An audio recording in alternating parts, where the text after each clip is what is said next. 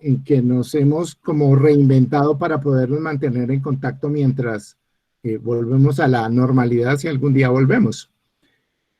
Esto por un lado. Entonces les agradezco. Es un espacio libre, no tiene programa académico, no son clases, compartimos muchas ideas y no solamente desde las constelaciones, sino que podemos de pronto hablar de otras temáticas que sean de interés.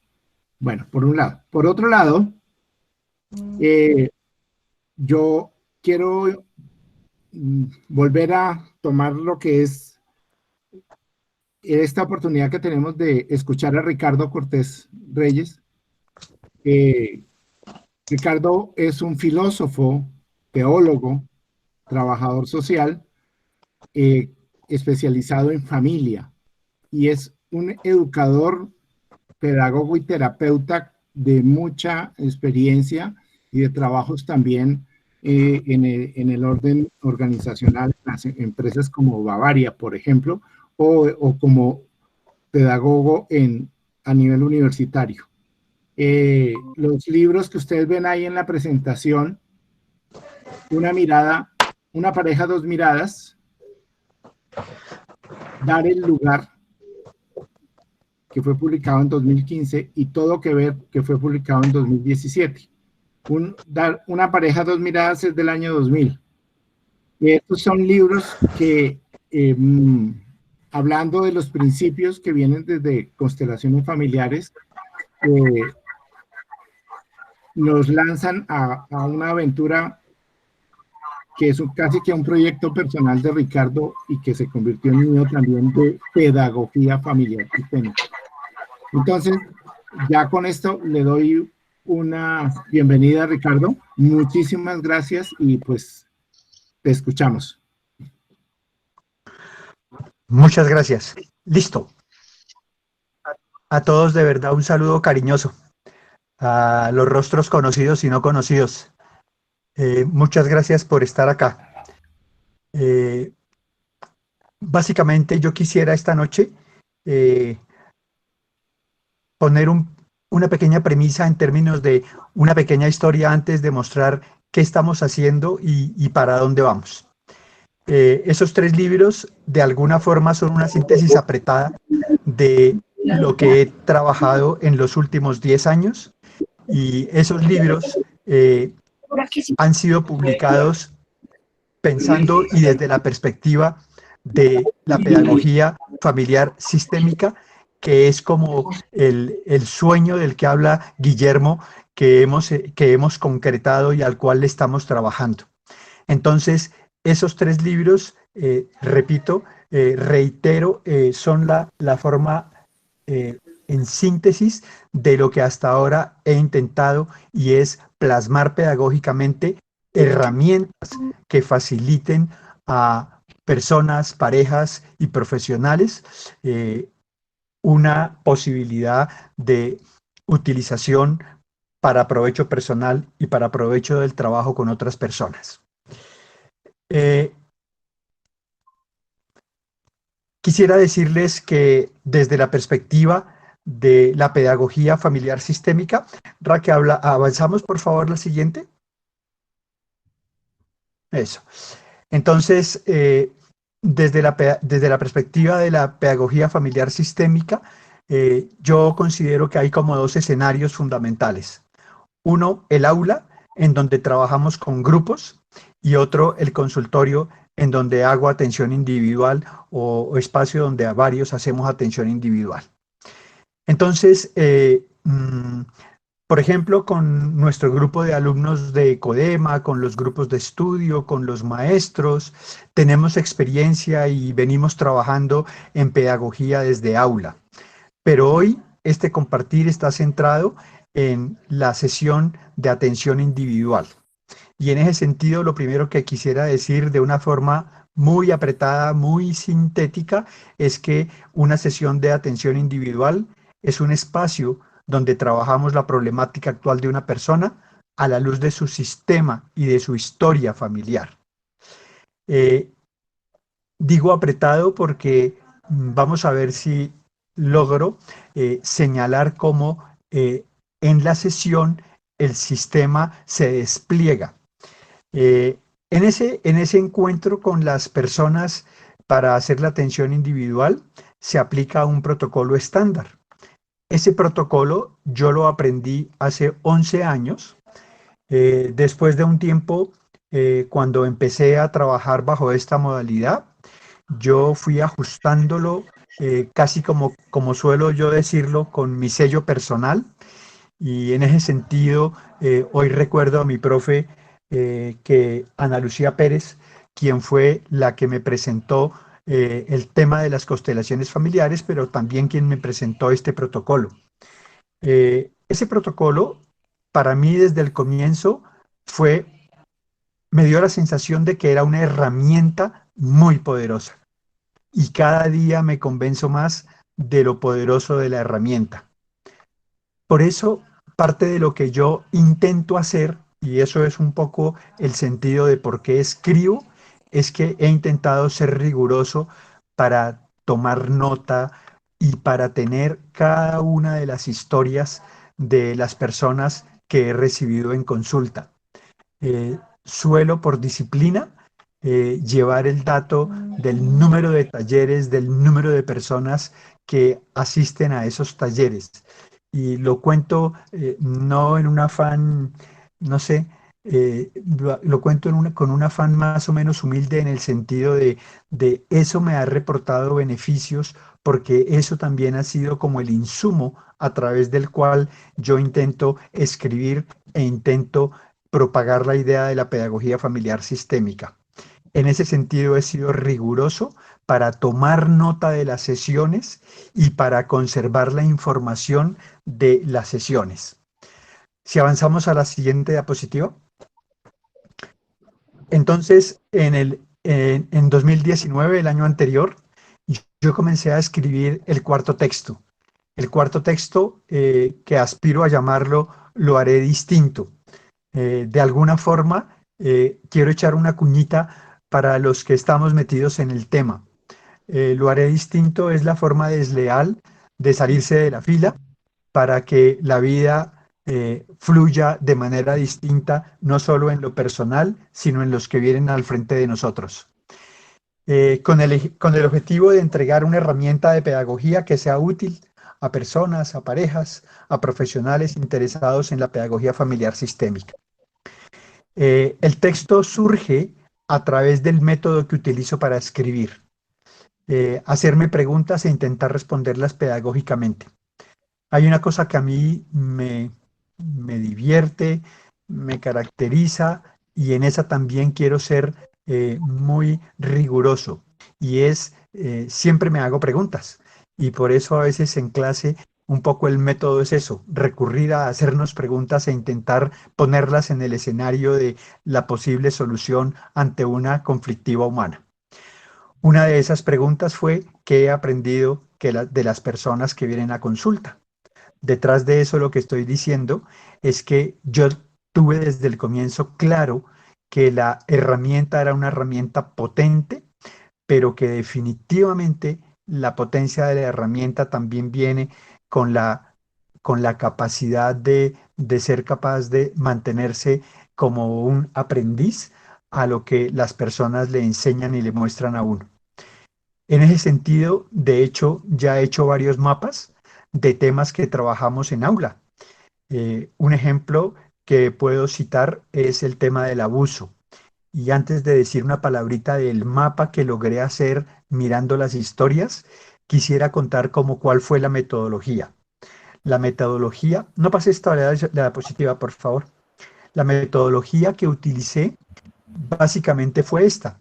Yo me puse a revisar las historias y para el tema, por ejemplo, del abuso, una de las cosas que me llamó la atención es que aparecía reiteradamente en las consultas. Empecé a subrayar, a recoger datos, a revisar las historias y a eso es lo que yo llamo mapear. Entonces logré hacer como un perfil de qué dicen las personas con el tema del abuso. Y entonces, en ese sentido, Eh, y ahora sí pasamos a la siguiente diapositiva. Empecé como a decir, venga, hacemos venga, dateamos eso. Entonces, partiendo de los datos que ofrecen los consultantes, puede ver, por ejemplo, ya en clase hemos mirado otros temas, pero hoy quise solamente para mostrarlo como una metodología, ver cómo hago un mapa y en este caso del abuso sexual. Entonces, mirando atentamente las historias, revisando los casos que tienen que ver con abuso, entonces empecé como a enumerar características. Hoy no voy a profundizar sobre esas características, yo solo las quiero mencionar para que miren el mapa.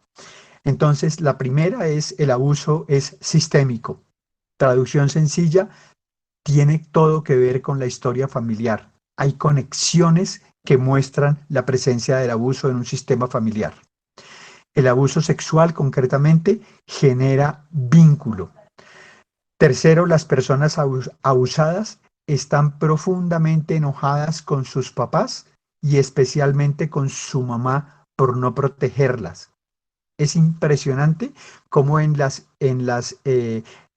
historias iba descubriendo esos datos que ahora logro plasmar.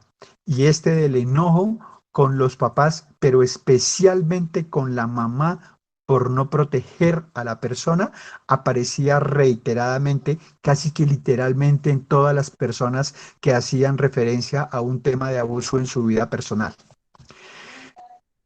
Por obvias razones, también las personas están muy enojadas con la persona depredadora, con el abusador o con la abusadora. Y en quinto lugar, señalo ahí, por ejemplo, el uso de la palabra sobreprotección. Eh, yo empecé a notar que cuando hacemos el ejercicio de construir la historia, de revisar la historia con la persona, y lo voy a nombrar más adelantico, uno le pregunta a la persona acerca de papá y de mamá. Y me llamó mucho la atención que empecé a encontrar que había una relación entre la situación de abuso y que la persona en un momento determinado dijera que una de las características de su papá o de su mamá, pero especialmente de su mamá, es que usaba la palabra mi mamá era sobreprotectora o mi mamá era protectora. Eso me empezó a llamar la atención. Me empezó a llamar la atención, empecé a buscarlo y sorprendentemente, entiéndanme por favor, no quiero que eso se vuelva un dato dogmático, pero entiéndanme que aparecía un dato reiterado, y es que en muchas personas que hacían referencia a un abuso, la palabra sobreprotección o protección referida a su mamá era común en todas las historias. En la siguiente, el sexto punto es el abuso es cometido generalmente. Avancemos a la siguiente, porfis.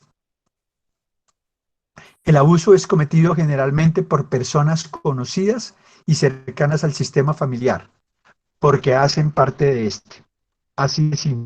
Eso es un tema que creo que ya todos sabemos y lo que yo quiero subrayar aquí es que hacer parte es un dato fundamental de la solución y ahorita la mencionamos un poco. El séptimo dato es que los abusadores son hombres y mujeres, no solo hombres, como a veces parecieran hacernos creer quienes promueven una ley al respecto y que asoma a la discusión pública como un arma política generalmente en época de elecciones. Por supuesto que la inmensa mayoría de datos relacionados o reportados por los consultantes en términos de abuso se refieren a que el depredador es un hombre, pero me sorprendió muchísimo encontrar también la cantidad de mujeres.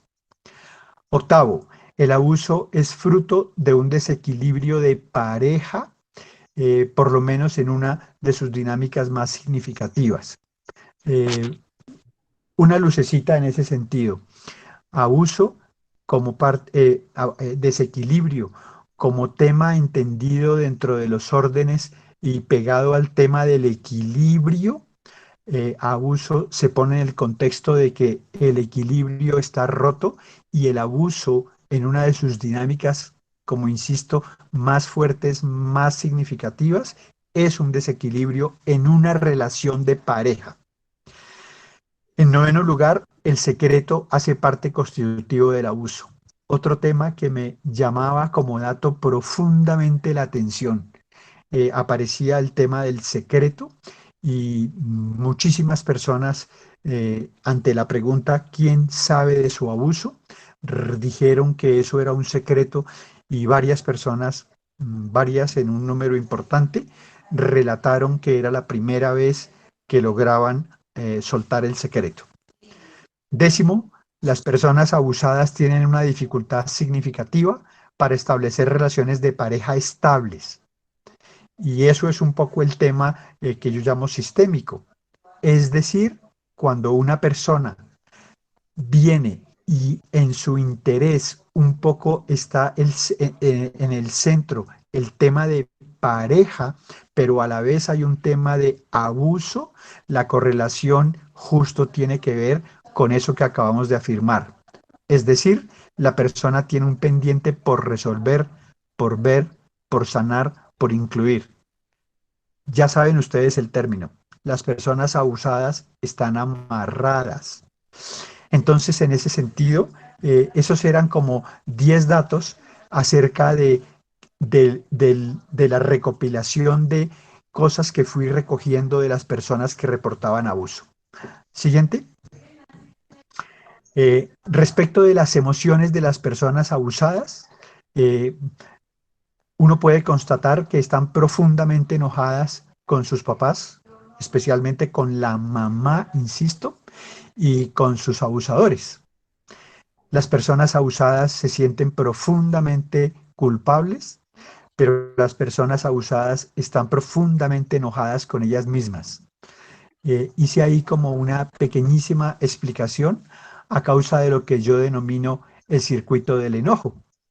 Eh, Tampoco voy a entrar a hacer una explicación larga sobre el circuito del enojo, pero lo que sí quisiera aprovechar para decir es que revisando historias me di cuenta de eso que denominé el circuito del enojo, que en síntesis es que el tema con la mamá es un tema vital y en ese sentido, cuando hay un cortocircuito con ella, cuando hay un pendiente con ella, el enojo se va sobre los demás e incluso sobre uno mismo porque es muy tenaz ponerse bravo con la mamá.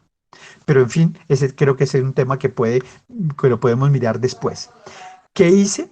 Que en el libro de Todo que Ver presenté un mapeo de esa apreciación que yo he denominado circuito del enojo. La siguiente emoción es que tienden a ser autoagresivas. Entonces las personas abusadas están enojadas con sus papás, con sus abusadores, se sienten profundamente culpables, pero se sienten profundamente enojadas con ellas mismas. Y casi que una consecuencia es que tienden a ser autoagresivas. Yo las llamo autosabotadoras profesionales.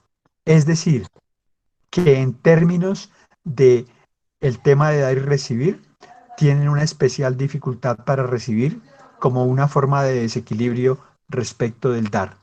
En síntesis, es todo el tema del merecimiento.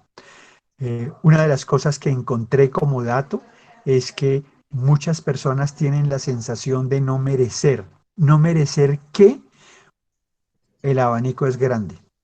No merecer salud, no merecer disfrutar la vida aún en las cosas más pequeñas, no merecer tener una pareja, no merecer tener un hijo, no merecer realizarse profesionalmente, no merecer la vida. De alguna forma, el merecimiento en su raíz más profunda tiene todo que ver con la vida. Siguiente. Y entonces, la otra cosa que pude detectar para este mapeo es un poco la solución. La solución, por supuesto, que está expresada clarísimamente por Hellinger en solo una palabra, y es que la persona se declare inocente, que la persona se declare inocente.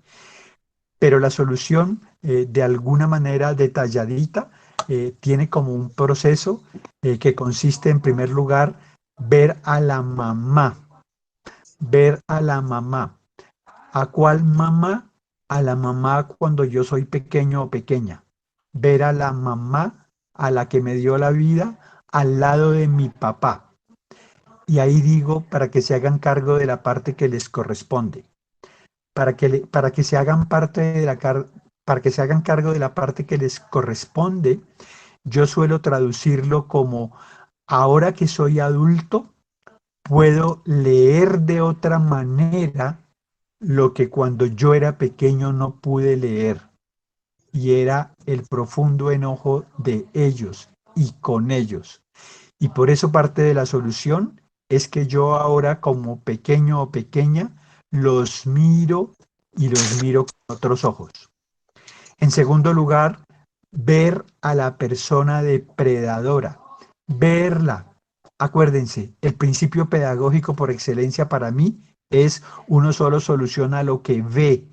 Y en ese sentido, de una manera práctica, la solución es ver a la persona depredadora e incluirla, pero incluirla al lado, a mi lado, para que como culpable tenga un lugar y cargue lo que como persona abusada no tengo por qué seguir cargando. Déjenme decir, ver a la persona depredadora e incluirla al lado en el sentido de que un abuso sexual genera vínculo, es decir, es un tema de pareja.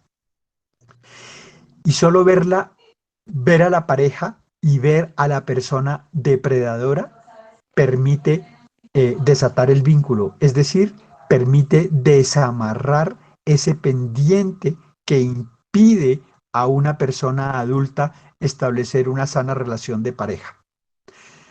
Y lo más fundamental, ponerse en su lugar y declararse inocente.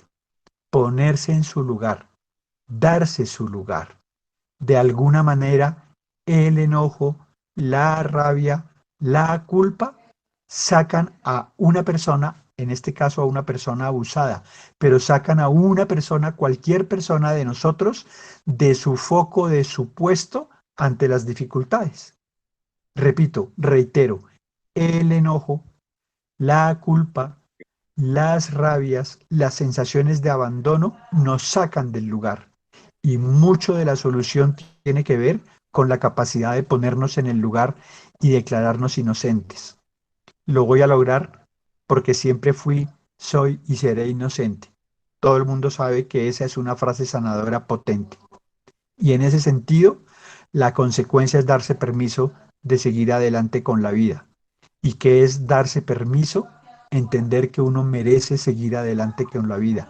Lo voy a solucionar, lo estoy solucionando, porque ahora puedo hacerlo distinto.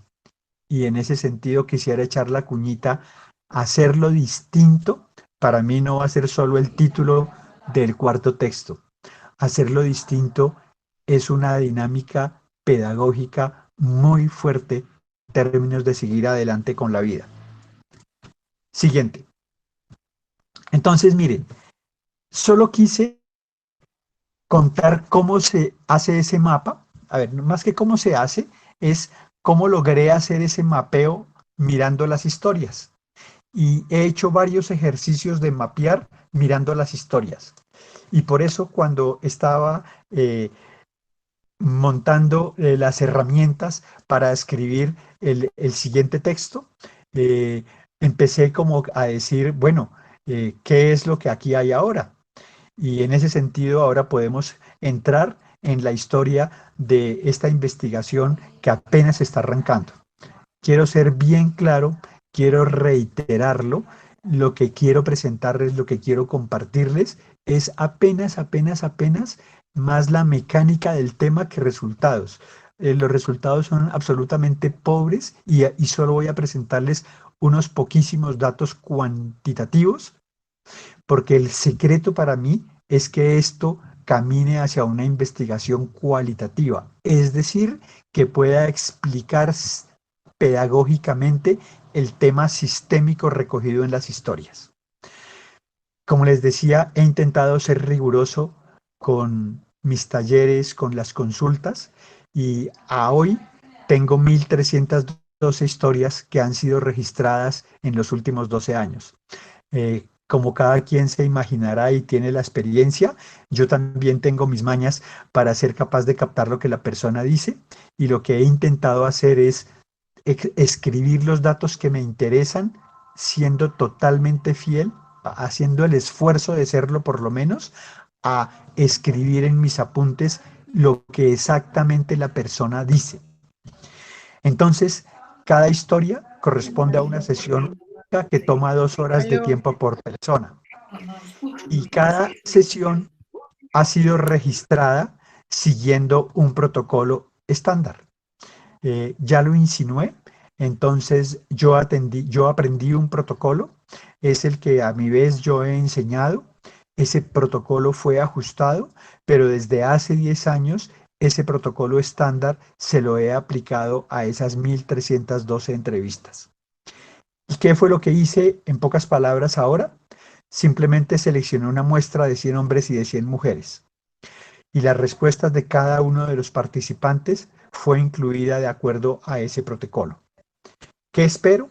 Obtener una información cuantitativa y cualitativa, como ya lo he dicho, pero estoy apenas acabando de haber cargado la información. Es decir, hace un poco más de 10 días, creo, logré cargar como la información, logré tomar las 100 historias de hombres y las 100 de mujeres, y cargar la información de lo que ahora les quiero presentar a modo de formato.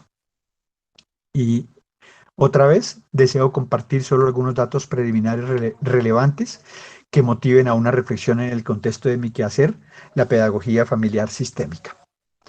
Muy bien, entonces, siguiendo el método, pues a partir de la aplicación de ese protocolo a esas personas, yo me hice una pregunta. Y la pregunta es, ¿qué es lo que he aprendido al hacer pedagogía familiar sistémica? Entonces, siguiente, el número de participantes: 100 hombres, 100 mujeres, edad promedio de los hombres 38.3 años, edad promedio de las mujeres 42.4 años, y un dato significativo: 75% de las personas que han venido son profesionales. Lo que me llama la atención es que yo nunca, mucho, en el protocolo no hay un tema de estrato, pero lo que sí es verdad es que me llamó la atención encontrarme con un número bastante alto de personas profesionales, independientemente de su estrato, quiero decir. Siguiente, número de parejas. 37 personas reportaron no tener pareja, pero entonces vale la pena subrayar cuál fue el criterio para decidir que una persona tenía o no tenía pareja según lo que reportaba.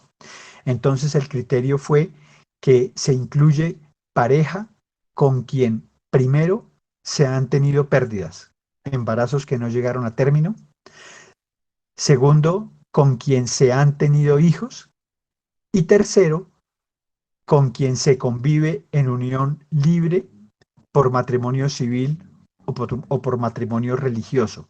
Esos fueron los 3 criterios gracias a los cuales unas personas contestaron que sí tenían pareja, pero 37 reportaron no tener pareja.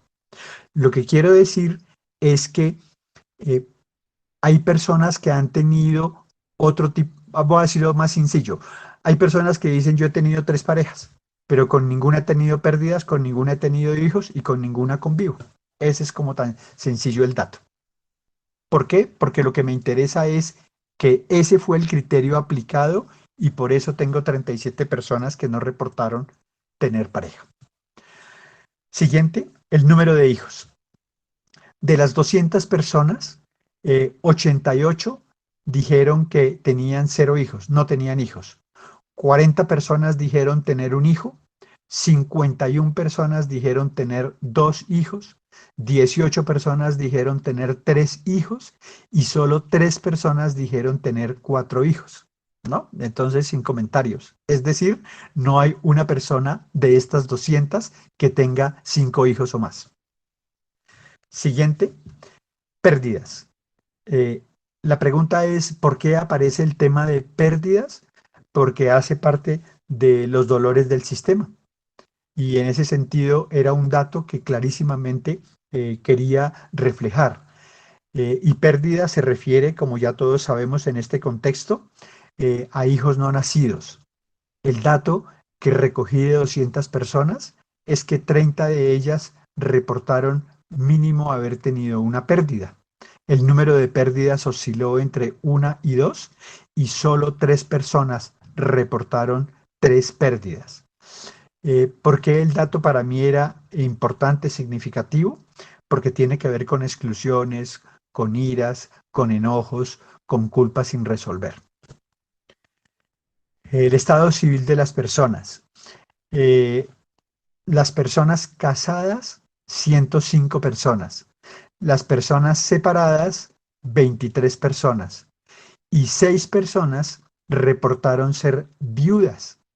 Pero quisiera llamar la atención sobre una cosa que a mí me pareció especial, y es que 66 personas reportaron ser solteras. Lo curioso cuando uno mira esas 66 personas es que, por ejemplo, hay personas que su pareja se murió, luego vivieron con otra persona, pero esa relación se acabó y ahora la persona dice, yo soy soltera. Pero también encuentra uno personas que dicen, yo he tenido 3 parejas, con 2 de ellas hemos tenido hijos, de las 3 estoy separado, pero en este momento yo soy soltero o soltera. Eso me llevó a hacer un chiste tonto, pero de pronto útil. Las personas solteras en el mundo de hoy tienen una dificultad y en ese sentido el estado civil de los solteros es un estado confuso. Eh, Porque en los tiempos de antes, básicamente las personas eran solteras, casadas, separadas y viudas. Hoy en día hay personas que dicen, por ejemplo, yo con mi novia tengo 3 hijos, pero yo soy soltero. ¿Listo? Eso tiene unas implicaciones de orden y desorden, de exclusión o de inclusión y de desequilibrio o equilibrio según la forma como miramos. La siguiente tiene que ver con el lugar que usted ocupa entre sus hermanos. Quisiera poner un poquitico de contexto del porqué de esta pregunta.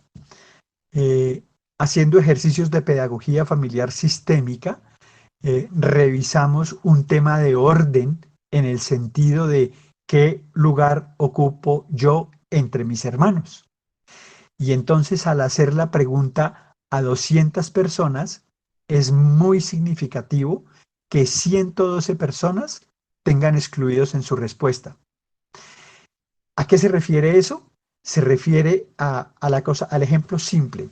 Voy a hacerlo conmigo. Yo soy el quinto de 11 hermanos.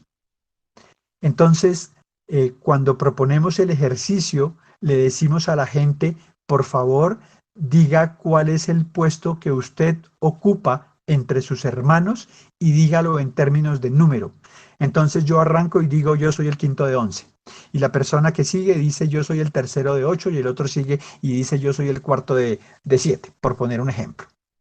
Al final, uno le pregunta a la gente, por favor, levanten la mano quien no incluyó a los hijos de otras parejas de su papá o de su mamá. Y sorprendentemente, mucha gente levanta la mano. Y entonces uno dice, en términos de orden, pues si usted dijo que era único, pero papá tuvo otro hijo, entonces usted no es único. Y si papá lo tuvo antes de usted, usted ni es único ni es uno, sino que usted es 2, etcétera. En ese sentido, lo que en términos de orden hacemos desde la pedagogía familiar sistémica es entrar a mirar quiénes son los excluidos. Y la primera persona excluida, que curiosamente no son los propios hermanos, son las parejas de mi papá o de mi mamá. Son las parejas de mi papá o de mi mamá. Entonces, cuando yo no le doy un lugar a esa pareja de mi papá o a esa pareja de mi mamá, que hacen parte de la historia de ellos, pero también de la mía, en ese sentido, incluidos.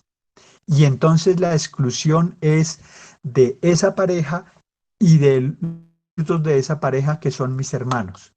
Solemos usar una frase sanadora donde uno le dice a la persona que repita, al incluir, por ejemplo, a una pareja de papá o de mamá con la que mi papá o mi mamá tuvieron hijos.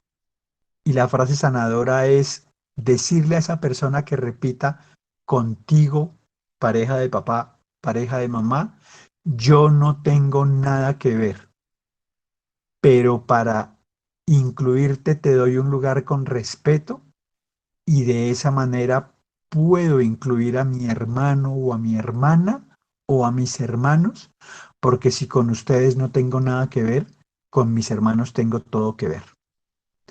Y el segundo dato que me llama la atención es que hay muchas personas a quienes uno le pregunta, dime qué lugar ocupas entre tus hermanos, y el tipo de respuesta es más o menos esto. La gente tiende a decir, yo soy el quinto, pero un hermano se murió. Yo soy el quinto de 6, pero un hermano se murió. Y uno le dice, ¿y ese hermano está incluido ahí? Y dicen, no, porque se murió. Ah, otra forma de exclusión. Otra forma de exclusión con distinta emoción. En el primer caso, a veces la emoción atrás de la exclusión de las parejas de mi papá, de mis hermanos, tiene que ver con enojos. Pero a veces esta exclusión de mi hermano que murió o que no nació tiene que ver con dolores y con culpas. En ese sentido, esta pregunta es muy significativa y en ese sentido, una aplicación pedagógica es ayudar a decirle a la gente, mire, hay una forma muy importante de ordenar el sistema, pero el primer dato es empezar por incluir a quienes hacen parte del dato. Y, en el, primer, y el caso más cerquita a uno son sus hermanos. Pero eso implica dar un saltico emocional importante, darle permiso de que ingresen las parejas de papá o las parejas de mamá. Más aún, si esas parejas son anteriores a la relación de mi papá y de mi mamá, yo siempre le repito a la gente que diga, si tú no te hubieras quitado, no hubiera llegado mi mamá o mi papá, y gracias a que te quitaste, él o ella llegaron y también yo y mis hermanos llegamos. Por eso me pareció tan significativo el dato de que 112 personas reportaran que un desorden o una exclusión a la hora de decir qué lugar ocupaban entre sus hermanos. Siguiente. Una de las preguntas importantes es si sus papás se separaron. Uno le pregunta a la consultante si sus papás se separaron.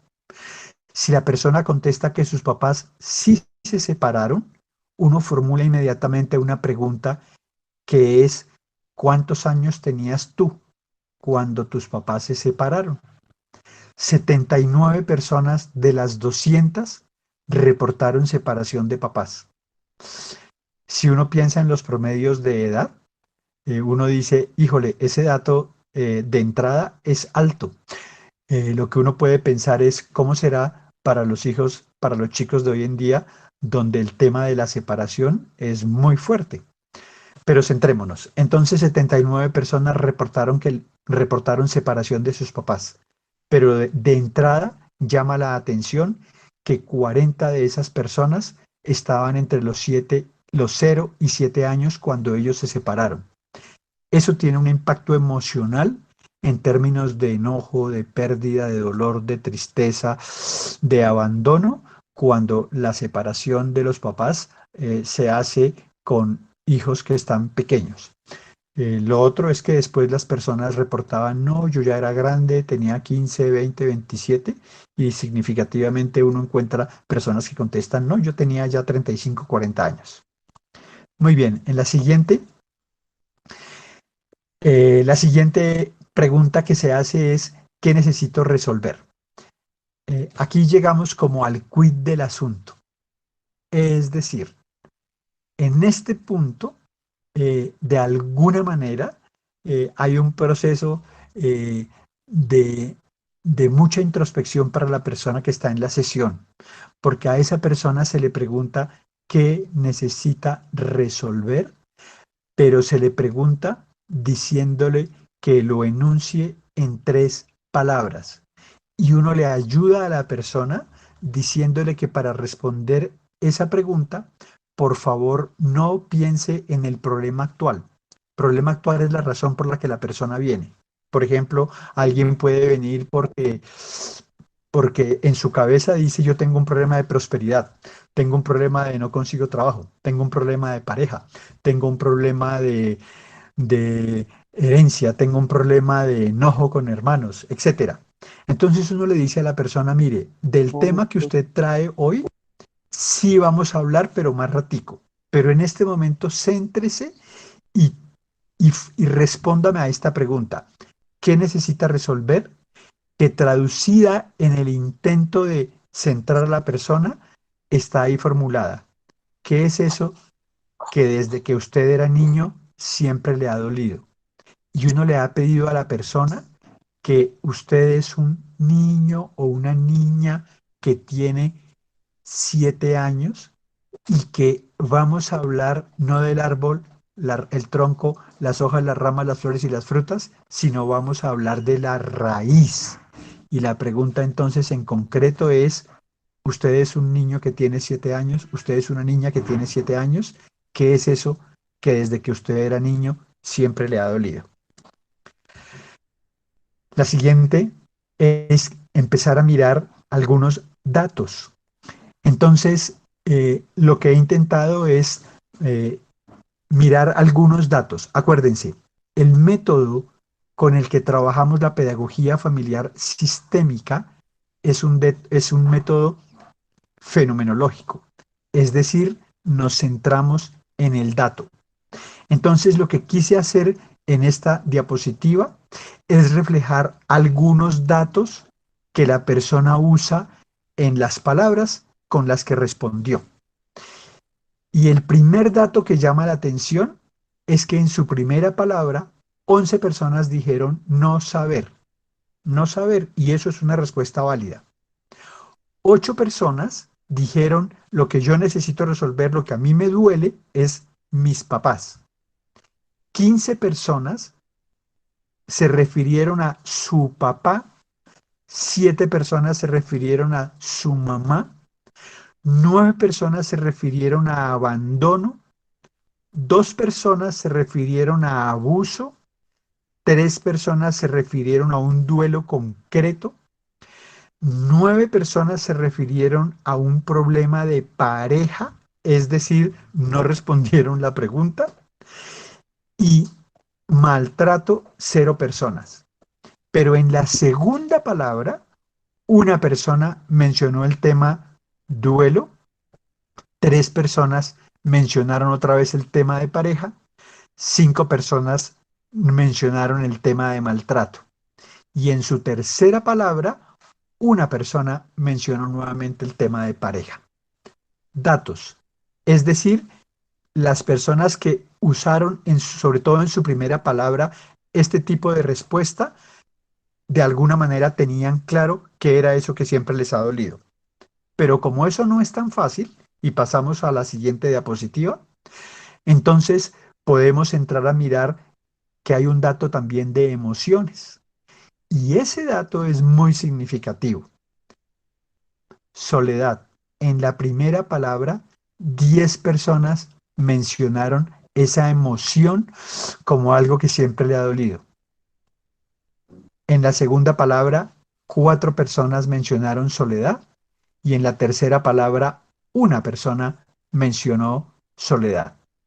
Pero cuando hablamos de tristeza, En la primera palabra, 2 personas utilizaron tristeza, pero en la segunda 29 y en la tercera 20, o sea, 49 personas mencionaron tristeza. Eso a mí me parece siempre muy fuerte. Eso pedagógicamente lo hemos señalado de muchas formas, diciendo que a veces los seres humanos somos especialistas en vestir de tristeza las profundas rabias, los profundos enojos que tenemos en la vida. La siguiente emoción que apareció, dolor. En la primera palabra, 4 personas, en la segunda 10, en la tercera 12. Y finalmente, la palabra rabia. Primera palabra, 2 personas, segunda palabra, 9 personas, tercera palabra, 11 personas. Y de alguna manera, para mí por lo menos, ahí está parte del quid de lo que la gente necesita resolver. Lo que mi experiencia de trabajar en aula y en consulta es fuerte en términos de este que es para mí como el quid, es que uno necesita ver sus enojos y necesita sanarlos. Y como ustedes ven, es la emoción que va creciendo, pero que es muy pobre respecto de, por ejemplo, otras emociones como soledad y sobre todo tristeza. Pero ahí, insisto, hay un quid que es muy importante tener en cuenta. El siguiente bloque de la sesión tiene que ver con mis papás eran. Allí voy a contar un poco la metodología de cómo se utiliza. Entonces, uno le dice a la persona, uno ya le ha dicho a la persona, tú eres un niño o una niña que tiene 7 años, ¿qué necesitas resolver? Y lo que se hace luego es decirle, tú tienes 7 años, mi papá era, y uno le permite a la persona que diga 4 o 5 adjetivos, 4 o 5 calificativos de mi papá era. Y luego lo hace con mi papá era conmigo. Entonces voy a poner un ejemplo para que ilustre. Una persona puede decir, mi papá era alejado, mi papá era bravo, mi papá discutía con mi mamá, mi papá era honesto, mi papá era trabajador. Y luego mi papá era conmigo. Y entonces la persona dice, mi papá era conmigo alcahueta, era chévere, era juguetón y los domingos me llevaba a pasear. Ok. Y luego el mismo ejercicio, pero con mi mamá. Entonces, mi mamá era triste, mi mamá era entregada, mi mamá era sumisa, mi mamá era súper trabajadora, mi mamá era rebuscadora y mi mamá era conmigo. Mi mamá era conmigo una maravilla, mi mamá era todo, mi mamá era cantaletera, mi mamá me corregía, mi mamá me enseñaba, mi mamá me pegaba, mi mamá me castigaba. Y luego ellos como pareja eran. Y la gente dice, un caos, un desastre terrible, un desastre, de eso ni para qué hablar. O la gente comienza a decir otras cosas como eran chéveres, se querían mucho, por supuesto a veces peleaban, a veces discutían, etcétera, etcétera.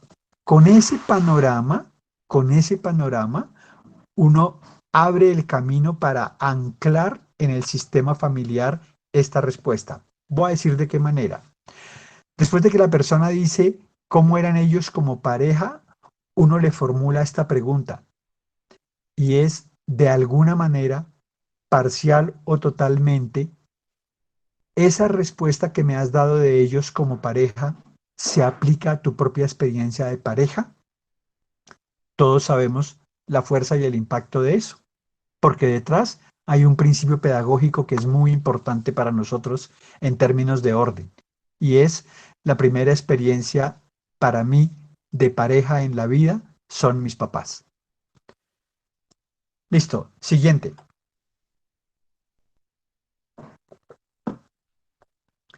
El tema del abuso, del cual ya dijimos cosas eh, al comienzo, pero que respecto de las 200 personas entrevistadas, 43 personas reportaron el tema del abuso. Lo que hice fue básicamente mostrar el dato, es decir, quién fue el abusador. Una persona dijo mi abuelo, otra persona dijo el maltrato de la abuela. Déjenme aquí hacer una acotación. Abuso en el contexto de la entrevista es abuso sexual. Pero una cosa que empecé a encontrar y que me llamó profundamente la atención es que mucha gente habla de abuso respecto de los golpes de mamá. Eso está en muchas de las consultas que yo tengo registradas. Y por eso, en este número de 43 personas, 4 personas hablaron de abuso en términos de ser una experiencia desde los golpes de mamá. Una persona señaló que era desde el maltrato, los golpes de la abuela. El papá, 4 personas. Un tío, 7 personas. Una tía, una persona. Un hermano, 4 personas. La pareja, una persona. Vecino, amigo, conocido de la casa, 5 hombres y una mujer. Extraños, una persona.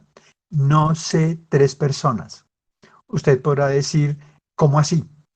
Y lo que he registrado, y no es una cosa que me parece excepcional, es que hay personas que, aunque no recuerdan, porque acuérdense que el contexto es usted es un niño o una niña que tiene 7 años. Entonces hay personas que no recuerdan la experiencia, pero sí tienen la sensación del abuso y por fin lo pueden verbalizar. Y en ese contexto, 3 personas dijeron, no sé. 3 personas mencionaron la pareja de mamá. Un primo o una prima, 2 personas, un primo y una persona, una prima. Varios hombres, 2 personas. Varias mujeres, una persona. Un cuñado, un profesor, el jefe y la nana, una persona. Muy bien. Siguiente. Relaciones homosexuales, de las 200 personas, solo 7 personas dijeron tener o haber tenido relaciones homosexuales. Siguiente, dramas familiares.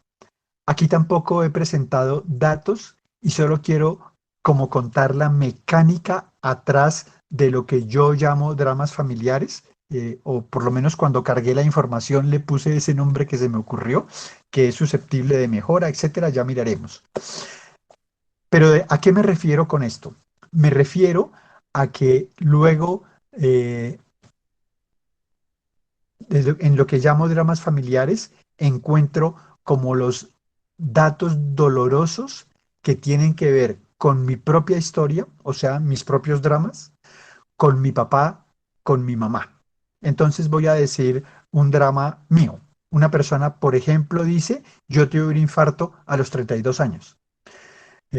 Una persona que me impresionó mucho dijo tener 23 años, pero como drama dijo yo me hice la vasectomía.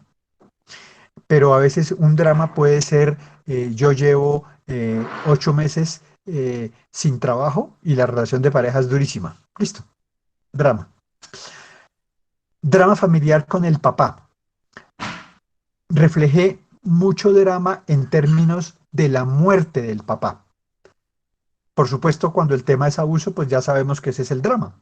Pero cuando lo que quise reflejar es cosas con la salud, porque me empezó a llamar la atención que muchos de los dramas que tienen que ver con el papá es que se murió temprano o que no estuvo presente. Y entonces papás que se murieron por debajo de 50 años, papás que fueron asesinados, papás que murieron en accidentes, papás que abandonaron, y lo mismo puede aplicarse para mamá. Y en ese sentido, lo mismo con hermanos. Entonces, los dramas con hermanos son del orden, por ejemplo, de mi hermano o mi hermana me abusó, pero los dramas con los hermanos es un hermano murió accidentado o un hermano murió asesinado. Dramas con parejas, todos los que ustedes se imaginen. Por ejemplo, una persona puede decir, yo tengo 2 parejas, 4 hijos y no me hallo. Los dramas con hijos, durísimos en términos cuando la persona dice, por ejemplo, yo tengo un hijo que consume drogas cuando la persona dice, tengo un hijo con una discapacidad severa, cuando la persona dice, mi hijo se desapareció, etcétera. Los abuelos paternos. Allí, en términos de la mecánica, a la persona le decimos, le formulamos la siguiente pregunta. Primero el abuelo paterno, y es, ¿qué te acuerdas tú que decían en tu casa del papá de tu papá? Decían que tu abuelo era, y la persona dice datos. Por ejemplo, dice, mi abuelo, buena papa, inteligente, prestante, respetable. Y uno le pregunta a la persona, ¿y tú sabes cómo se murió? Y entonces la persona dice, sí, se murió de viejito. Hay otras personas que dan datos muy fuertes en términos de drama. Y dicen, sí, por ejemplo, lo mató la guerrilla, lo desaparecieron, se murió de un cáncer a los 37 años. Y el mismo procedimiento se hace con la abuela. Entonces, ¿qué te acuerdas tú que decían en tu casa de la abuela, la mamá de tu papá? Y la persona pone algunos calificativos, pero a medida que comienza a decir calificativos, uno le dice como quién. Entonces, por ejemplo, la gente dice, de mi abuela decían que era una bruja, y entonces uno le dice, ¿como quién? La persona dice, como mi otra abuela, como una hermana, como mi pareja, como una pareja que yo tuve, y ese como quién tiene que ver con conexiones con el sistema, y en ese sentido es muy enriquecedor.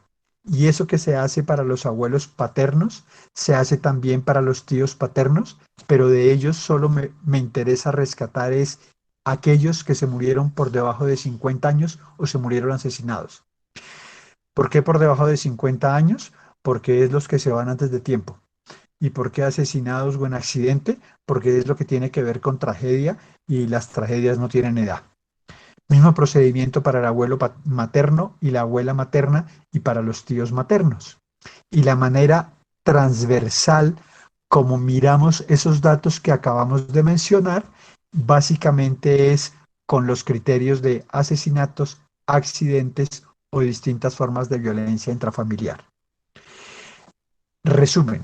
Entonces, esta es la información que yo cargué básicamente de lo que las 200 personas contestaron.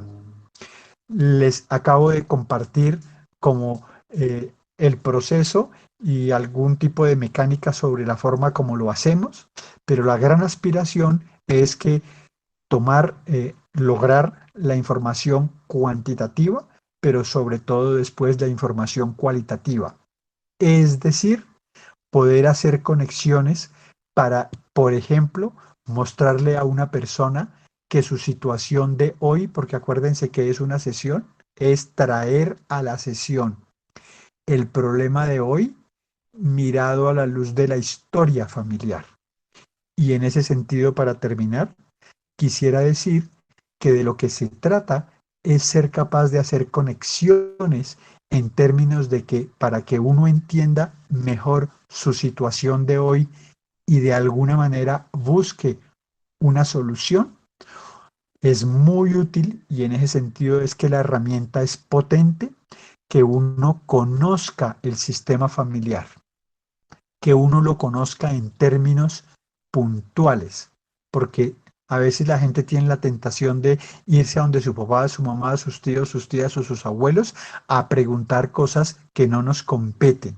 Es decir, si a mi abuelo lo mataron, yo respeto e incluyo la memoria del abuelo asesinado, pero no me interesan los datos, los detalles. Si mi papá se separó, si mi papá tuvo otra pareja, esa relación a mí no me compete, yo la respeto, pero yo sí tengo el dato de que mi papá tiene una historia con otra pareja, esa historia hace parte de nuestro sistema y aunque esa pareja no tiene nada que ver conmigo, los hermanos fruto de esa pareja son mis hermanos, no mis medios hermanos, no mis hermanastros, sino mis hermanos. Y si yo me consideraba el segundo, pero hay tres antes, dejo de ser el segundo para ser el quinto. Y ya no somos tres, sino somos ocho.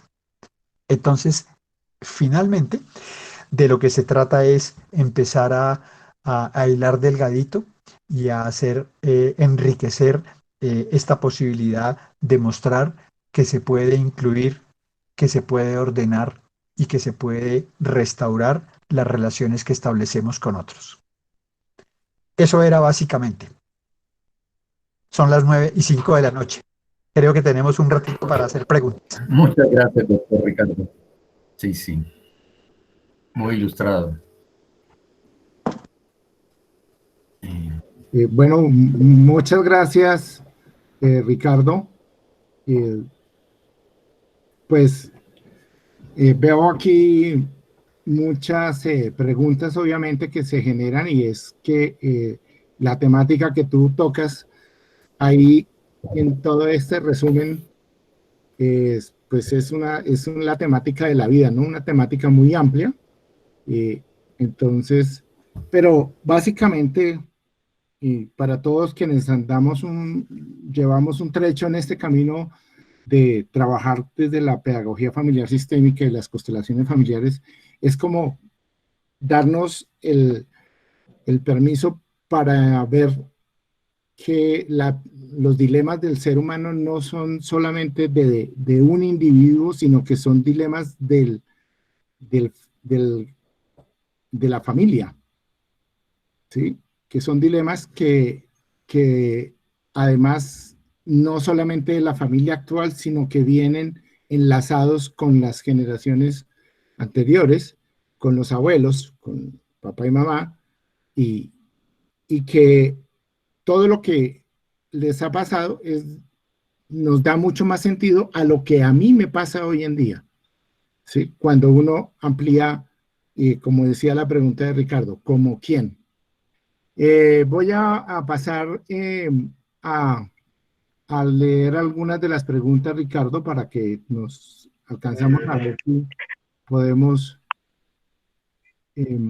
mirar. Solucionarlas. Pero Ricardo, me haces un favor, es que te silencié sin culpa, qué pena, te vuelves a poner el audio, gracias, qué pena contigo. ¿Y será que María de la O está bien? ¿Se nos durmió? Ay, nos estaba preocupando, por Dios. Se le congeló la imagen. Ya. La sonrisa. Bueno.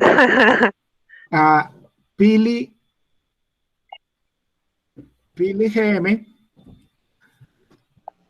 hace una pregunta con respecto al punto 10. Estoy en la diapositiva número 6. El punto 10 dice: las personas abusadas tienen una dificultad significativa para establecer relaciones de pareja estables. Tienen un pendiente por resolver, por ver, sanar e incluir, y están amarradas. Entonces la pregunta es,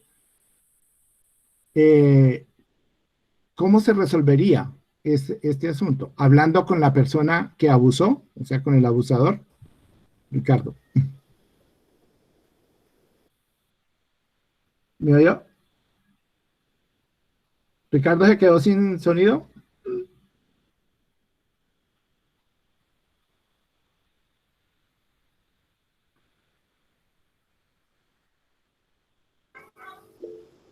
Sí, está sin sonido, no se le oye. Ah, caramba. Que él está desde el celular, pero raro. Tendría que activar el micrófono, que parece que está desactivado el de él. Sí, él está desde un celular. Es que como lo desactivó el anfitrión de la reunión, el anfitrión lo tiene que activar. Sí. No, eso no es verdad.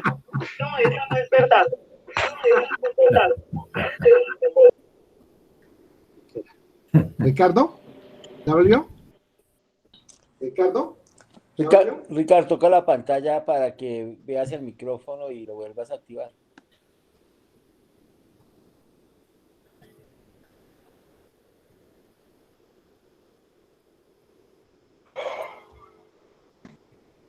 ¿Me escuchan? Sí. Sí, Ricardo, ya te escucho. Perfecto. Ya, ok. Bueno, Ahora ¿esta pregunta? A ver, creo que es... Sí, a ver, repítemela en síntesis, ¿qué es lo...? ¿Cómo se resuelve? ¿Cómo es que tú dices que el pendiente del abusado por resolver es ver, sanar e incluir. Y la pregunta es si eso tiene que ver con que el abusado hable con el abusador. Ah, no, para nada. No, no, no, no, no. El gran secreto es que la persona vea en el sentido de se dé cuenta y reconozca que ella carga el enojo, ella carga la culpa de un tema en donde ella es inocente. Es decir, cuando en el contexto de la pedagogía familiar sistémica hablamos de sanar, estamos hablando de proceso personal. Gracias por haber hecho esa pregunta porque es muy importante entender que sanar tiene que ver con un proceso que yo hago conmigo mismo. El dato más fuerte, incluso que el abuso, es sanar a mis papás, pero eso no tiene nada que ver con que yo hable con ellos, que yo reproduzca dolores que ya pasaron con ellos. No, se trata de que yo me dé permiso de hacer un proceso en el que yo como persona veo mi lío, veo mi rollo, veo a los involucrados y yo los incluyo y me doy la pela para darme permiso de seguir adelante con mi vida. No sé si ayuda, pero en ningún caso, en ningún momento tiene que ver con hablar con la otra persona. Más aún, si uno puede aplicar la misma pregunta a una relación de pareja. Entonces, ¿cómo se sana una relación de pareja después de 15 años de estar separados? El tema no es ir a buscar a esa persona. El tema es... Se te está viendo mucho acá y no te ves. El tema es cerrar con ella, es decir, reconocer que ella hace parte de mi historia y al reconocer que hace parte de mi historia, incluirla y dejar de mirarla con enojos, con rabias, con culpas, como mejores o como peores. Y cuando es con los papás, es ser capaz de soltar todo aquello que me dolió, que ahora lo entiendo, que ahora lo puedo mirar de otra forma, pero que ya pasó. Sanar tiene que ver con un proceso profundamente personal. No te ves. Ok, gracias. Ricardo, yo sobre eso, pues, este tema del abuso creo que puede ser un tema específico para alguna charla Para posterior. una sesión, sí, Para una totalmente de sesión. acuerdo. Pero yo sí quiero, por ejemplo, como tú has aprendido, yo también he aprendido, por ejemplo, eso. Cuando una persona en un ejercicio de la constelación o de la configuración no puede ver a su mamá y uno incluso todavía no sabe que hay un abuso, pero que la persona, mejor dicho, no puede dirigir su mirada hacia su mamá, uno casi que podría intuir que hay una historia de abuso. Eso es algo desde mi propia experiencia. Bueno, lo dejo ahí nomás. Bueno, aquí dice alguien, bueno, que como psicóloga no recomendaría que la víctima se ponga en contacto con el abusador. Estamos de acuerdo con lo que tú acabas de decir. Ok.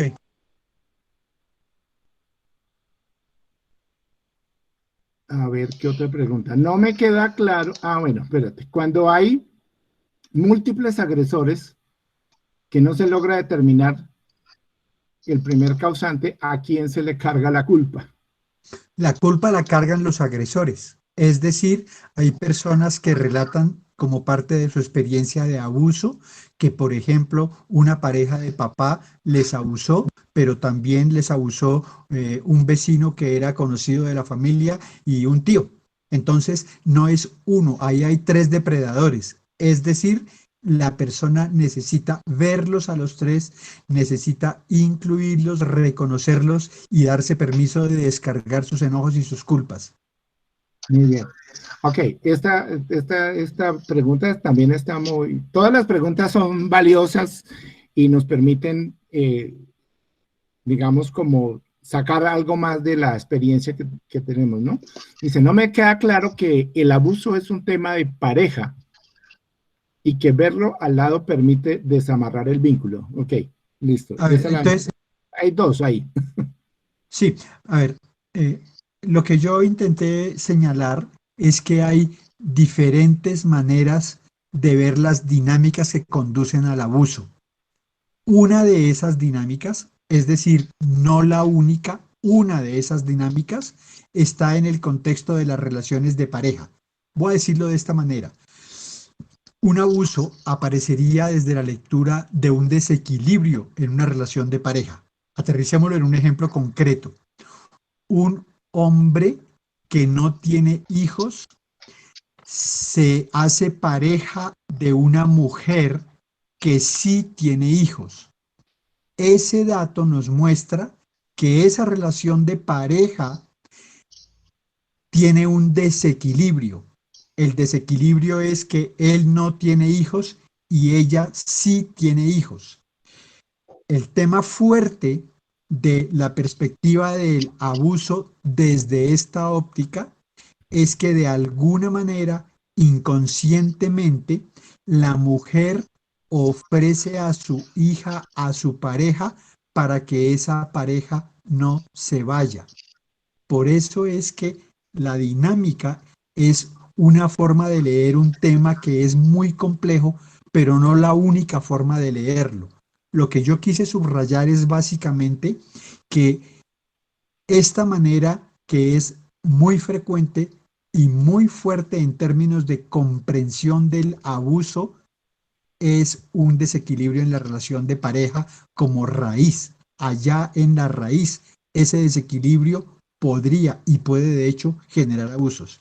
Y lo otro que quisiera decir es que el abuso tiene múltiples lecturas, múltiples dinámicas, y yo solamente señalé esta. Pero no quiere decir, ni más faltaba, que es la única. Bueno, y la segunda parte de la pregunta dice que es lo de que la persona, el abusado, está amarrado y que debería Sí, verse. es exacto. Entonces el tema es, un abuso genera vínculo. Es decir, un grande hace con una persona pequeña un acto que es propio de dos grandes. Y es justamente por eso que es abuso. Pero el abuso sexual genera vínculo en el sentido en que hubo una relación. Eso hace que la persona abusada se sienta amarrada, y voy a decirlo de una manera pedagógica, a veces el enojo de la familia e incluso el enojo social no le ayuda a la víctima. A veces entre más enojo es mayor el amarre de la persona abusada. ¿Por qué? Porque la persona no logra liberar. Porque ¿qué es lo que le pasa a una persona abusada? Una persona abusada básicamente carga los enojos, las culpas, las rabias de algo que ella no buscó, de algo que ella no quiso, de algo con lo que ella simplemente se encontró. Miren, Hellinger incluso dice que eso es tan fuerte que cuando hay un abuso, incluso si la persona abusada siente placer, ella es inocente. Ahí está el secreto de la solución. Inocente es que la persona se declare en su proceso personal como: yo no cargo ni las rabias ni las culpas que tú o ustedes abusadores tienen que cargar. Yo no las cargo y yo me declaro inocente. Es decir, incluso si sentí placer, yo soy, fui y seré inocente. Descargar eso significa darle un lugar a los agresores. En términos de exclusión e inclusión, un abuso es una profunda exclusión en la vida de una víctima, y la única solución es que ella vea a sus depredadores o a su depredador o depredadora y ella los incluya, pero la inclusión tiene que ser con una intencionalidad absolutamente clara. ¿Cuál es la intencionalidad? Que el depredador o la depredadora carguen con la rabia y con el daño y con el mal que hicieron, para permitirle a la persona abusada que ella deje de cargar lo que no le toca. Y ese dejar de cargar le habilita de alguna manera el espacio emocional para que desamarrada de esa carga pueda establecer una relación de pareja más gratificante, que tenga sentido y que merezca en su vida. Ok, bueno, hay una observación acá y me parece que es buena comentarla. Dice, parece contradictorio, Esperanza Díaz dice, parece contradictorio que en el abuso haya enojo con la mamá por no proteger, contrastante con una mamá sobreprotectora. A ver, es que justo ese es el dato, ¿sí? Cuando las personas, otra vez pongo el contexto, a la persona se le dice, usted es un niño o una niña. Mi mamá era conmigo.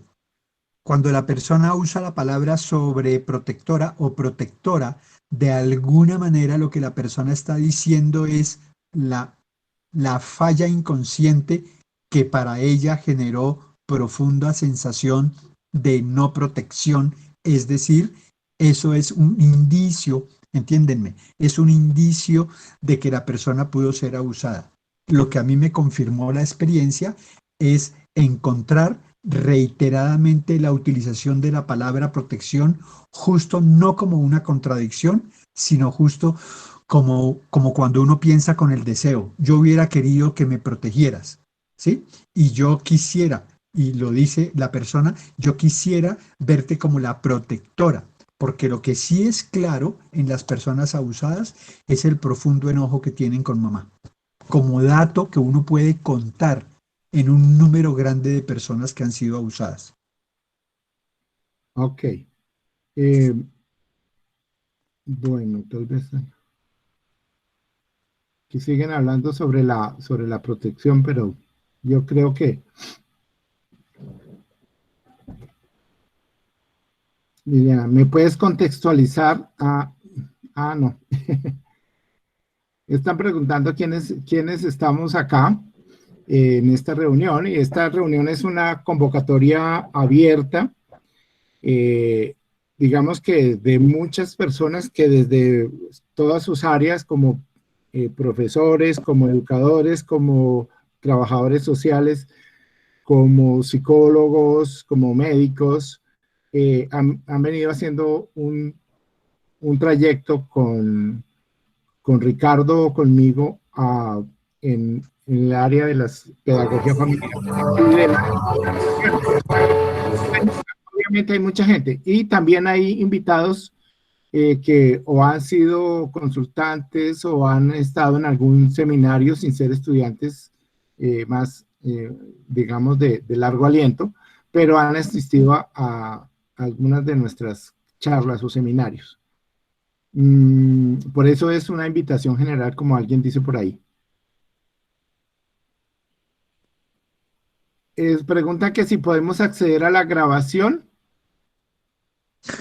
Eso es de A Ricardo. ver, miren, mira, yo sobre eso quisiera decir que con asterisco, pero yo ya me imaginaba que me iban a preguntar eso, y a ver, yo creería que sí, pero miren, lo que sí me parece que sería amable de su parte es que el juicio debido con la utilización. Es decir, yo no quiero aparecer como diciendo dogmáticamente algo, sino como contando una experiencia que en el contexto de aula con los que trabajamos en aula o con los grupos de estudio la manera concreta como lo hacemos. Entonces, esto que es como un tema abierto, tendría que leerse como a la luz de lo que, mucho, de la teoría sistémica de las relaciones familiares. ¿Sí? Y lo que yo quiero mostrar como datos no son datos absolutos, no son datos puntuales, no son datos, más bien son datos de apenas el abrebocas. La sesión pasada yo dije, mire, es como si uno dijera cómo se hace el sancocho. Aquí lo único que presenté es que estamos alistando los ingredientes para que el sancocho quede rico, para poderlo degustar. Pero aquí solo estamos mencionando los ingredientes. Y en ese sentido, si les es útil, chévere, y ya listo. Yo no tengo problema con apegarme a eso, con guardarlo. Bueno, alguna persona, Lilia Pachón, o Lili, pregunta cómo son las palabras para incluir a los hermanos muertos. A ver, la palabra para incluir al hermano muerto, miren, es que no es una palabra que uno usa, es una palabra que brota desde el proceso personal. Es lo que nosotros llamamos las frases sanadoras. En el libro de Dar el lugar de todo que ver, hay todo un capítulo sobre las frases sanadoras. Pero si a uno le dicen, si a mí me dicen puntualmente cómo se incluye a un hermano, es que uno sea capaz de decir, hoy veo a mi papá y a mi mamá y hoy le doy un lugar a mi hermano y casi que por fin lo veo porque antes no lo veía y ahora lo reconozco y ahora le puedo dar un nombre o ahora puedo repetir el nombre que mis papás amorosamente le dieron y ahora le doy a dar un lugar entre nosotros y como lo cuento, yo dejo de ser el tercero y paso a ser el cuarto para darle un lugar a mi hermano y a mi hermano le pido que nos mire con amor, que nos bendiga, que nos dé fuerza, pero a él lo reconocemos como uno de nosotros. Eso es lo que se me ocurre. Listo. ¿Puedo Ok. agregar dos cosas, Ricardo? Sí, claro. Sí, y en ese mismo contexto, simplemente que descanse en paz y que tomamos su fuerza para los que estamos vivos. Muy bien, perfecto. Sí, eso es.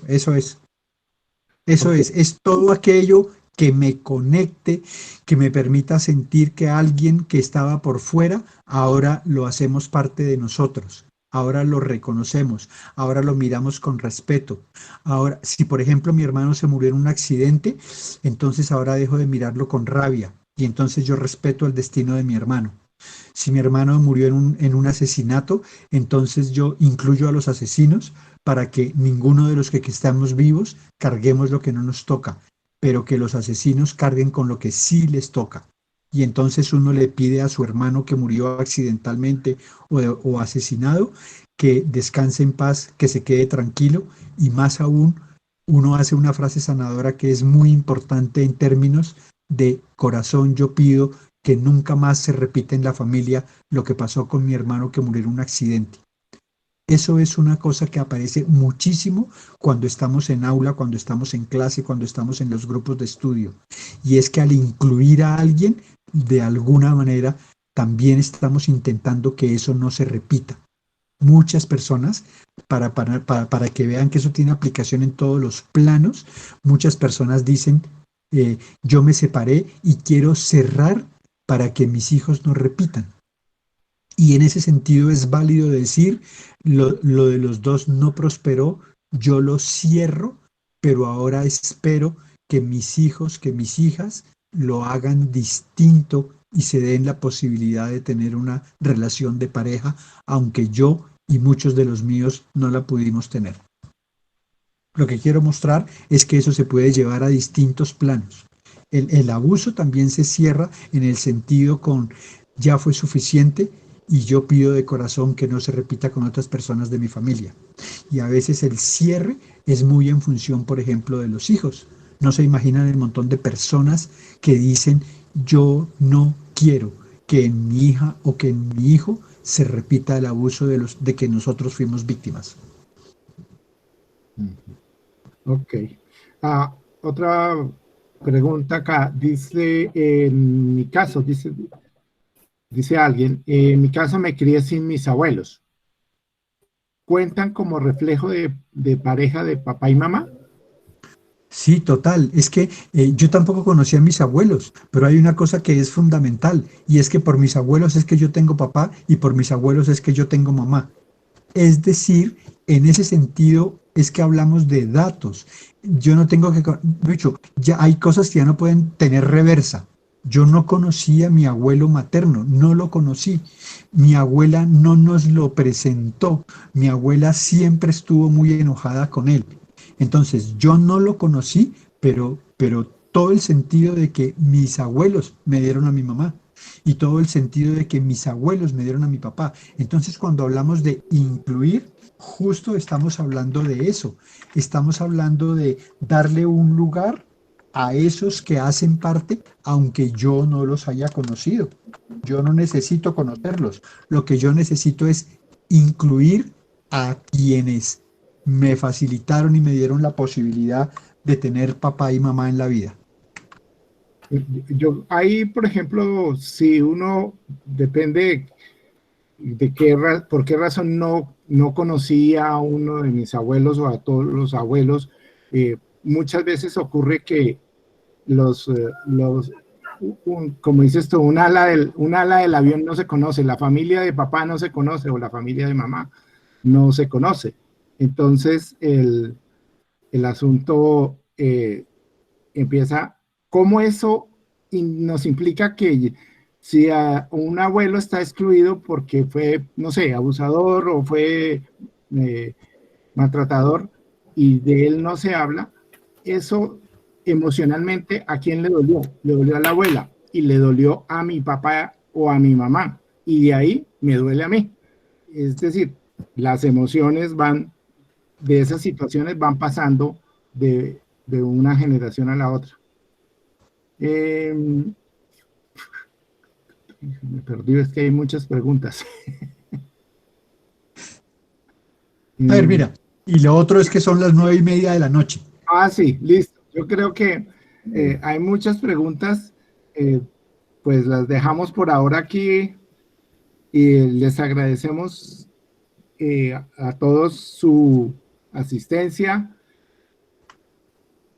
Esperamos, más que dejar claridades, esperamos dejar cosas que nos llamen la atención, inquietudes, contrastes, cosas que me chocaron, por ejemplo, ¿sí? Cosas que me tocaron o que no son como de la lógica formal, de la lógica social, porque aquí realmente en este enfoque hay muchas cosas que contrastan y pegan y suenan como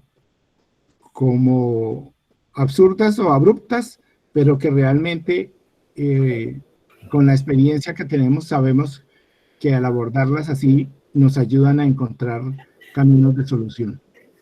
Y yo lo que quisiera decir es que estos espacios tú los has abierto los días lunes, miércoles y viernes a las 8 de la noche y que las personas están cordialmente invitadas a regresar. Sí, muchísimas gracias. Mil gracias, Ricardo, mil gracias, Guillermo. Muchas gracias, qué gusto verte. Muchas gracias, Ricardo. Dios los bendiga. Muchísimas gracias.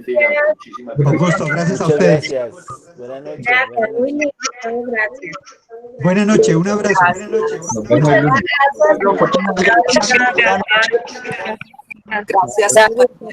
Gracias, Ricardo. Gracias a ustedes. Un abrazo. Gracias, Ricardo. Hola, Pili, un abrazo. Andrea, un abrazo. Yoli, un abrazo. Gracias, Claudia, Ricardo. Patricia. Buenas noches, muchas gracias a ustedes. Carolina, chao. Gracias, Ricardo. Gracias, Ricardo. Chao. Cami, Muchas un gracias. abrazo. Muchas gracias. A ti, gracias. Sara, Ricardo. Richie, un abrazo. Al niño. Guillermo, gracias. Muchas gracias. Buenas noches. Gracias, Guille. Gracias a ustedes. Te están preguntando qué es tu contacto y cuál es el link para entrar en los cursos días a las 8 de la noche. Es el mismo link por el que la gente entró hoy. Es el mismo link el que se usa lunes, miércoles y viernes para ingresar. Muchísimas gracias, Ricardo. Con gusto, un abrazo. Gracias. Chao, chao. Buenas noches. Gracias. Un bonito viernes. Gracias. Gracias. Gracias, un abrazo. Chao, profe. Cuídense. ¿Qué es tu contacto? O sea, vayan a salir a rumbear. Sobre todo. Por ahí Sí, y ahí Dar la vuelta a la manzana. Te están pidiendo el número de contacto. ¿Lo escribes en el chat? Sí, escríbelo ahí, Dani, por favor. Bueno. ¿El número del celular o el...? Ellos cierran.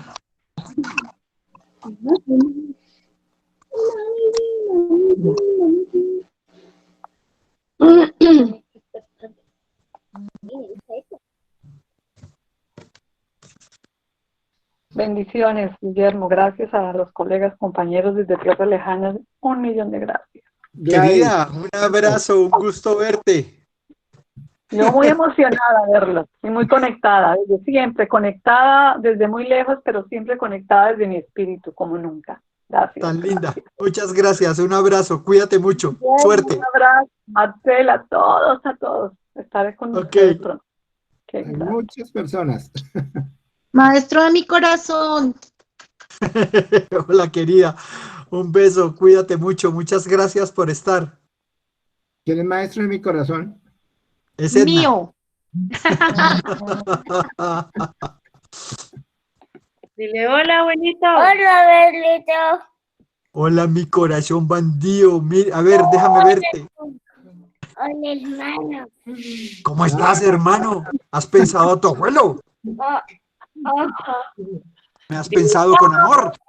Me voy a dormir. Me voy a dormir, locos. Bueno, vete a dormir, papito, que descanses. En las noches para tu esposa. Saludos, saludos, que pases buena noche. Por aquí hay una sugerencia de dejarlas en YouTube. Sí, o sea, yo creo que se puede hacer un link. Y yo tengo una cuenta en YouTube, pero bueno, después miramos eso, Guillo. Sí, ok. Pero yo tengo una cuenta en YouTube y la podríamos subir. Ok. Qué bueno. Pues mira, yo estoy contento porque muchas personas, bueno, estuvo mi amiga de... Hola Ricardo, hola Guillermo, muchas gracias. Yo, Ciro, bienvenido. Gracias. Oiga, don Ciro, qué gusto verte. Gracias por estar. No, imagínense, a mí mucho más. Bueno. ¿Cómo van? Muy bien. ¿Cómo va tu familia?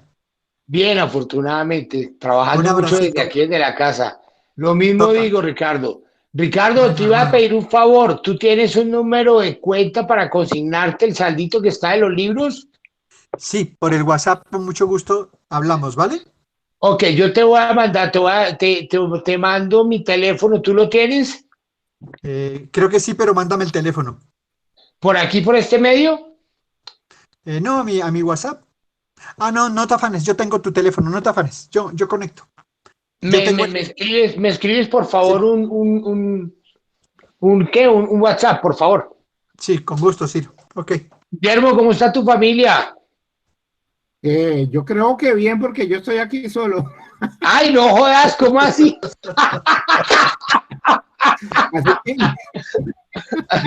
Ay, Dios mío. ¿La cuarentena le agarró por ahí en Barranquilla o qué? Sí. Ay, Dios mío. ¿Cómo me da gusto verte, Guillermo?